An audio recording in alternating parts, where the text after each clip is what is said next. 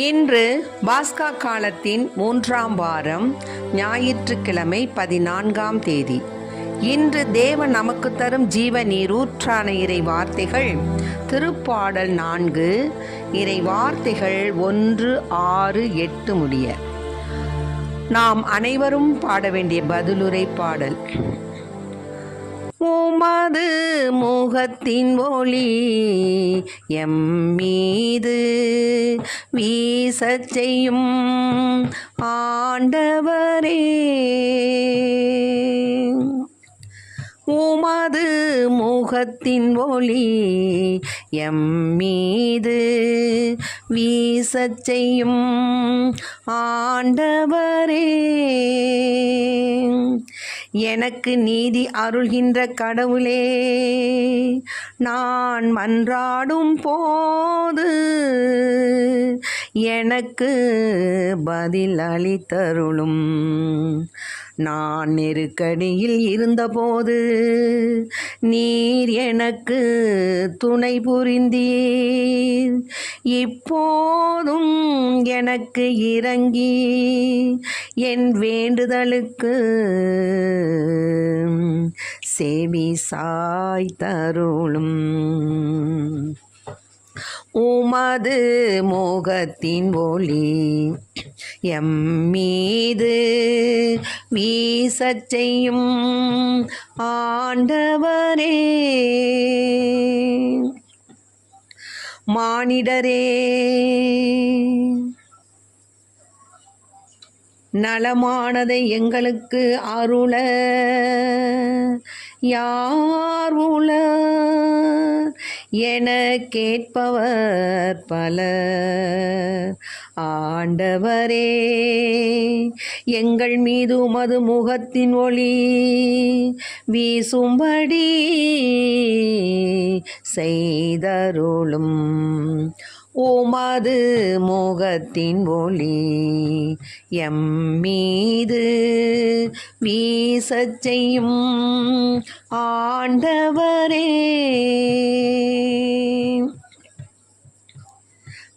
இனி நான் மன அமைதியுடன் படுத்துறங்குவேன்.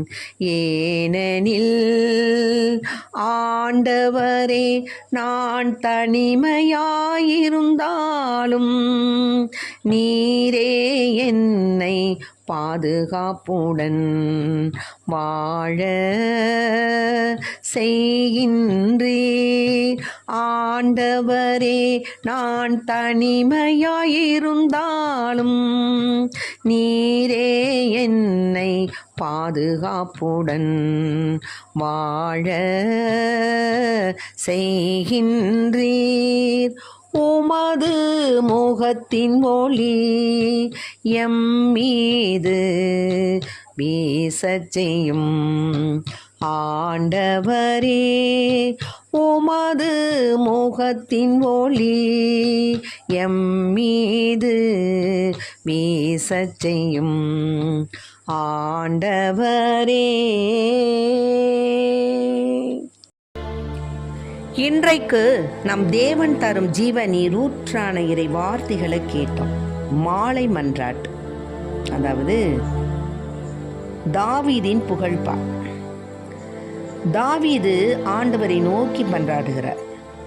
எனக்கு நீதி அருள்கின்ற கடவுளே, நான் மன்றாடும் போது எனக்கு பதில் அளிச்சிருங்கப்பா. நான் நெருக்கடியில் இருக்கும்போது நீங்கள் எனக்கு துணையாக இருந்தீங்க. இப்போவும் எனக்கு இறங்கி என் வேண்டுதலுக்கு செவி சாய்த்தரலும். இந்த தாவீது இங்கு பாடியதை நாம் பாடியதாக எடுத்துக்கணும். ஆண்டவரிடத்தில் நாம் இப்படித்தான் பாடணும், இப்படித்தான் நம்ம வேண்டிக் கொள்ளணும். என்ன சொல்லணும்? எனக்கு நீதி அருள்கின்ற கடவுளே, நான் மன்றாடும் போது எனக்கு பதில் அளிச்சிங்க. நான் நெருக்கடியில் இருந்தபோது நீங்கள் எனக்கு துணையாக இருந்தீங்க. இப்போதும் எனக்கு இறங்கி என் வேண்டுதலுக்கு செவி சாய்த்தரலும் வேண்டிக்கும். ஆமாம், நம்ம கடவுள்கிட்ட வேண்டிக்கிட்டோம், நடக்குமா நடக்காதா, இது கிடைக்குமா கிடைக்காதா, என்ன நம்ம இவ்வளோ வேண்டிக்கிறோம், இவ்வளோ கோயிலுக்கு போகிறோம், இவ்வளோ திருப்பலி காண்றோம், இவ்வளோ நற்செயல்கள் செய்கிறோம். ஆனாலும் நாம் கேட்டது கிடைக்கலையே. நிச்சயமாக கிடைக்குமா? இது கிடைக்குமா? கிடைக்காதா? இப்படியாகத்தான் நம்முடைய மனது அல்லல் படுகிறது, அப்படியே என்ன பண்ணுது, புலம்புகிறது. ஆனால் அப்படி புலம்பக்கூடாது. தாவீது எப்படி உறுதியாக கேட்டார் பார்த்தீங்களா? அது மாதிரி நாம் உறுதியாக கேட்கணும் எந்த மன்றாட்டை. ஆண்டவரே, நீங்கள் எனக்கு நிச்சயமாக நான் மன்றாடும் போது எனக்கு பதில் அளிச்சிடணும். நான் நெருக்கடியில் இருந்தபோது எனக்கு நீங்கள் துணை புரிந்தீங்க. அதுபோல் இப்போவும் என்னுடைய வேண்டுதலுக்கு நீங்கள் செவிசாய்க்கணும் அப்படின்னு வேண்டிக்கிட்டார். அப்புறம் நலமானதை எங்களுக்கு அருள யார் உளர் என கேட்பவர் பலர். ஆமாம், நம்ம வேண்டிக்கிறோம், இவ்வளோ வேண்டிக்கிறோம், சாமிக்கு கண்ணு இல்லை மூக்கு இல்லை, அந்த சாமி ஏன் தான் இப்படி நம்மளுக்கு சோதிக்கிறாரோ அப்படின்னு நம்ம சொல்லுவோம். சாமி ஒன்றும் சோதிக்கலை, நம்மே என்ன செஞ்சுக்கிறோம், நமக்கு துன்பங்களை வருவிச்சுக்கிறோம். அதுதான் உண்மை. இறைவன் நம்மளை தண்டிப்பவர் அல்ல. தேவன் நமக்காக பாடுகள் பட்டு உயிர் விட்ட தேவன் நமது மீட்புக்காக, நம்ம விடுதலைக்காக, நமக்காக உயிர் விட்ட தேவன் எப்படி நம்மளை தண்டிப்பார்? தண்டிக்கவே மாட்டார். ஆனால் நாம் என்ன செய்கிறோம்? நம்ம வேண்டிக்கும் போது கிடைக்க மாட்டேங்குதே, இது நம்ம கிடைக்கலையேன்னு சொல்லி நம்ம வேதனை விடுறோம். அது மாதிரி வேதனைப்படக்கூடாது. நமக்கு யார் உதவி செய்வா, யார் உளர் என்று கேட்பவர் பலர்.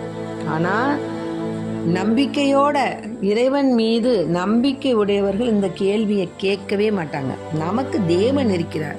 எல்லாவற்றிற்கும் மேலாக எந்த சூழ்நிலையிலும் ஆண்டவர் அவரை விட்டு விலகாதற்கு வரத்தை எனக்கு கொடுங்க, அப்படிதான் நம்ம வேண்டிக்கணுமே தவிர நமக்கு யார் இருக்கா, நம்ம இப்படிலாம் கலங்குறமே, புலம்புறமே, நம்மளுக்கு உதவி செய்ய யாரும் இல்லையே அப்படின்னு நம்ம புலம்பக்கூடாது. ஆண்டவரே, எங்கள் மீது உமது முகத்தின் ஒளி வீசும்படி செய்தரலும் வேண்டிக்கணும். ஆண்டவருடைய திருமுக சாயல் நம்ம முகத்தில் ஒளி வீசிடுச்சுன்னா நமக்கு அதை விட பாக்கியம் வேற ஒன்றுமே கிடையாது. இப்போது ஒளி வீசினுச்சுன்னா, அந்த ஒரு இருட்டான இதில் ஒளியை நம்ம வீசிச்சோம்னா என்னாகும்? அந்த இருட்டு ஓடி போயிடும். ஒளி அந்த இருட்டை என்ன செஞ்சிடும்? ஓட்டிடும். அது போல தான் நமக்கு வரக்கூடிய துன்பமாகிய இருள் இன்னும் பல விதத்தில் நமக்கு அல்லல், தீய சக்திகளால், தீய பழக்க வழக்கங்களால், இன்னும் பலவித அல்லல்களால் நம்ம அல்லலுற்று அவதி வரும் பொழுது தேவனுடைய திருமுக சாயல், அவருடைய ஒளி நம்மீது பட்டுச்சுன்னா நம்மளுக்கு எந்த குறையும் கிடையாது.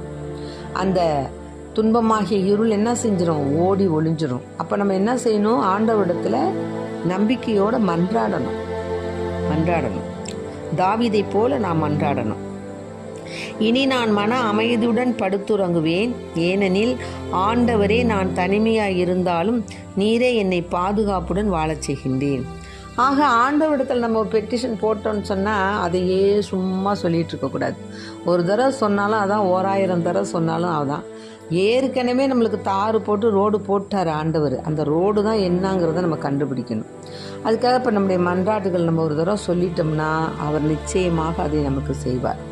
நம்ம கோயிலுக்கு போகிறோம், அது வேணும், இது வேணும், இப்படி வேணும், அப்படி வேணும், ஏசப்பா அது வேணும், இது வேணும் எல்லாம் கேட்டு நிறையா பெட்டிஷனை போட்டுட்டோமா அதோட சந்தோஷமாக சமாதானமாக வெளியில் வந்துடணும்.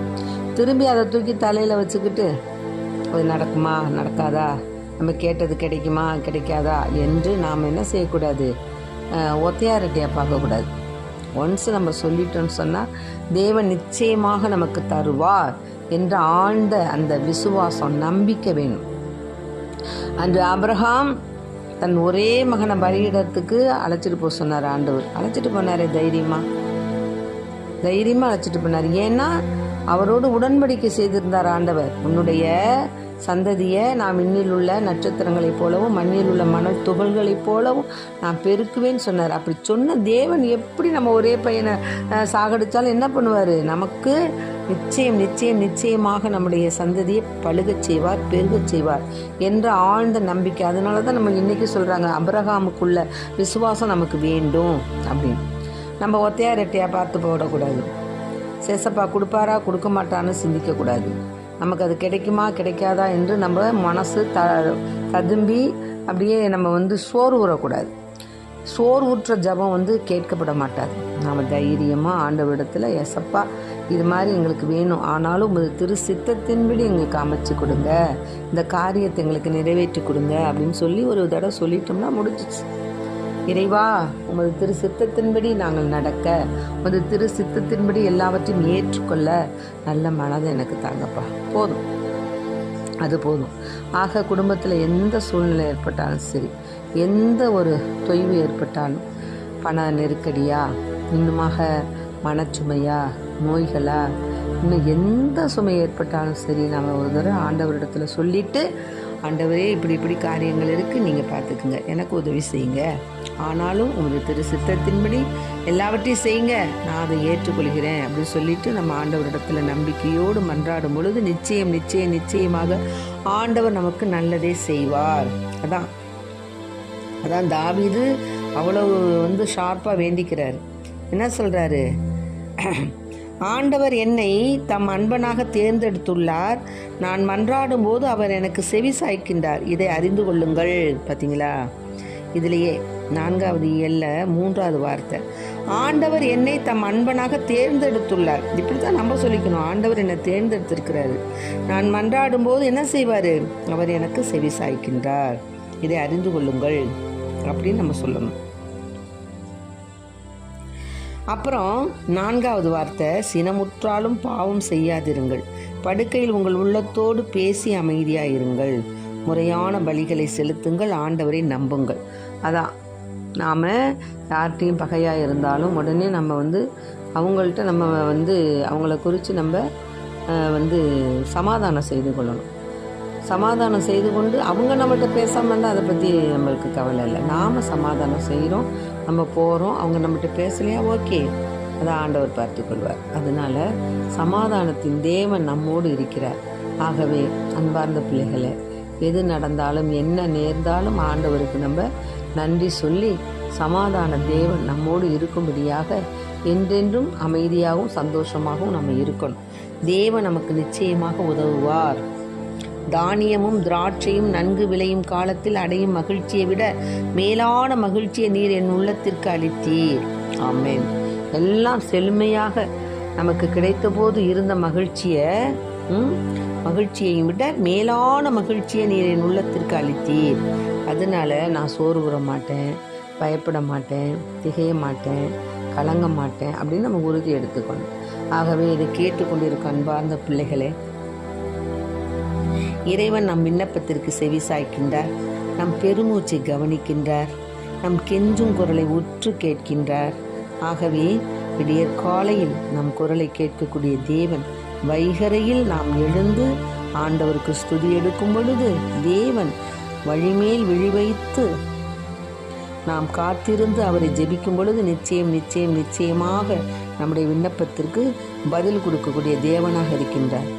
அவருடைய திரு தூயகத்தை நோக்கி இறையச்சத்துடன் அவரை பணிந்து நாம் மன்றாடும் பொழுது நமக்கு நிச்சயமாக தேவன் நம்முடைய கூக்குரலை கேட்கின்றார், நம் குரலை கேட்கின்றார். ஆகவே அவருடைய முன்னிலையில் தீமைக்கு இடமில்லை என்பதை நம்பிக்கையோடு உணர்ந்த பிள்ளைகளாய் இறைவனிடம் நாம் மன்றாடுவோம், நம்பிக்கையுடன் மன்றாடுவோம். ஆண்டவர் நம்முடன் இருக்கின்றார் என்ற அந்த உண்மையான விசுவாசத்தோடு நாம் இறைவனை நோக்கி மன்றாடும் பொழுது தேவன் நிச்சயமாக நம் குரலை கேட்கின்றார். ஆகவே அன்பு பிள்ளைகளே, இதை கேட்டுக்கொண்டிருக்க அன்பார்ந்த பிள்ளைகளே, நம் வேண்டுதலுக்கு செவி சாய்க்கக்கூடிய தேவன், என்றென்று நம்மை காப்பாற்றுகின்ற தேவன் நம்மோடு இருக்கின்றார். நாம் தனிமையாக இருந்தாலும் சரி, பாதுகாப்புடன் நம்மை வாழச் செய்கின்றார். ஆகவே தனிமையாக இருக்கக்கூடிய பிள்ளைகளை, நான் தனிமையாக இருக்கிறேன் என்று ஏங்காதீங்க. உங்களுக்கு தேவன் உதவியாக இருக்கிறார். மனிதர்கள் எம்மாத்திரம், மனித பலமல்ல, ஆண்டவர் உங்களோடு இருக்கிறார். நான் உற்றார் பெற்றார் உறவினர் ஒருவரும் இல்லையே, எனக்கு என்ன நேர்ந்தாலும் எனக்கு உதவி செய்ய யாரும் இல்லையே என்று மனம் கலங்கி தவிக்கின்றீர்களா? கலங்காதீங்க, இன்று முதல் கலங்காதீங்க. ஏன்னா தனிமையாய் இருந்தாலும் நீர் என்னை பாதுகாப்புடன் வாழச் செய்கின்றீர் அப்படிங்கிற வார்த்தை 8வது வார்த்தை 4வது இயல்ல. ஆகவே தேவன் நம்மோடு இருக்கும் பொழுது நாம் தனிமை என்று நாம் நினைக்கவே வேண்டாம். ஏசப்பா நம்ம கூட இருக்கிறார். அதனால நாம் அவர் பலத்துடன் வாழ்வோம். என் கூடவே இருந்து என்னை வழி நடத்துங்க ராஜா அப்படின்னு சொல்லி தனிமையாக இருப்பவர்கள், இன்னுமாக கணவனை இழந்தவர்கள், இன்னுமாக சொந்த பந்தங்கள் இல்லாமல் திக்கற்று இருப்பவர்கள், இன்னுமாக ஆங்காங்கே வெளிநாடுகளில் குடும்பத்தை விட்டு இருப்பவர்கள், இப்படியாக பல நிலைகளில் தனிமை என்று உணர்ந்த பிள்ளைகள் அனைவரும் இனி தேவன் நம்மோடு இருக்கிறார் என்ற அந்த நம்பிக்கையோடு நாம் ஆண்டவரிடத்தில் மன்றாடும் பொழுது நிச்சயமாக நம் விண்ணப்பத்திற்கு செவி சாய்ப்பார். ஆகவே ஆண்டவர் நம்மை அன்பனாக தேர்ந்தெடுத்துள்ளார். நாம் அன்றாடும் போது அவர் எனக்கு செவி சாய்க்கின்றார் என்ற அந்த உன்னத நிலையை நம்பிக்கை உணர்ந்த பிள்ளைகளாய் வாழ வரம் கேட்போம். இயேசுவுக்கு புகழ், இயேசுவுக்கு நன்றி. இயேசுவின் இரத்தம் எங்கள் ஜெயம். அறியே வாழ்.